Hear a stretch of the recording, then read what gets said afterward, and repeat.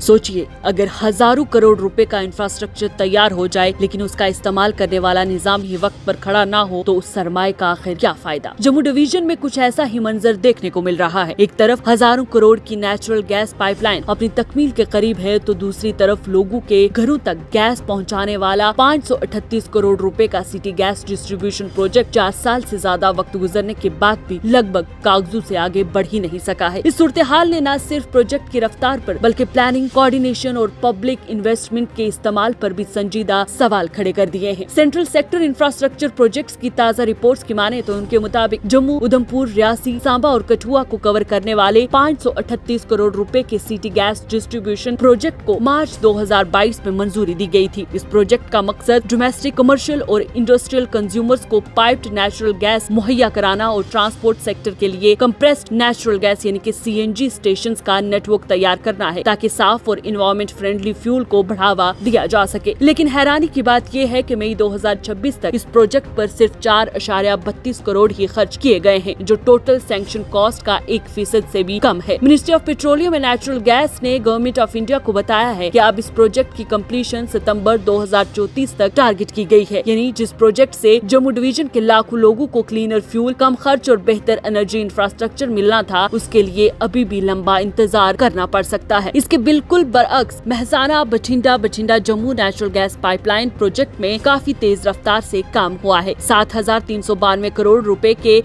इस प्रोजेक्ट पर मई 2026 तक 6,357.26 करोड़ रुपए खर्च किए जा चुके हैं, जो लगभग 86% है। इस पाइपलाइन को मार्च 2027 तक मुकम्मल करने का टारगेट रखा गया है। इसी प्रोजेक्ट के गुरदासपुर जम्मू सेक्शन में 521.90 करोड़ रुपए के मुकाबले 310.30 करोड़ रुपए खर्च हो चुके हैं और फिजिकल प्रोग्रेस 81.6% तक पहुंच चुकी है। वहीं ऑफिशियल सोर्सेज का कहना है कि इन दोनों प्रोजेक्ट्स की रफ्तार में इतना बड़ा फर्क एक बड़ी परेशानी का सबब बन सकता है। अगर नेचुरल गैस पाइपलाइन वक्त पर तैयार हो भी जाती है लेकिन सिटी गैस डिस्ट्रीब्यूशन नेटवर्क मौजूद ना हुआ तो ना घरों को PNG मिल पाएगी, न इंडस्ट्रीज और कमर्शियल एस्टेब्लिशमेंट्स को नेचुरल गैस का फायदा मिलेगा और न ही व्हीकल्स के लिए CNG इंफ्रास्ट्रक्चर तैयार होगा। इस सूरत में हजारों करोड़ की पाइपलाइन का पूरा फायदा भी फौरन हासिल नहीं हो पाएगा। वहीं सोर्सेज का ये भी कहना है कि अगर सिटी गैस डिस्ट्रीब्यूशन प्रोजेक्ट वक्त पर मुकम्मल होता है तो ये जम्मू डिवीजन के एनर्जी सेक्टर में एक बड़ी तब्दीली ला सकता है। इससे LPG और कन्वेंशनल फ्यूल्स पर डिपेंडेंस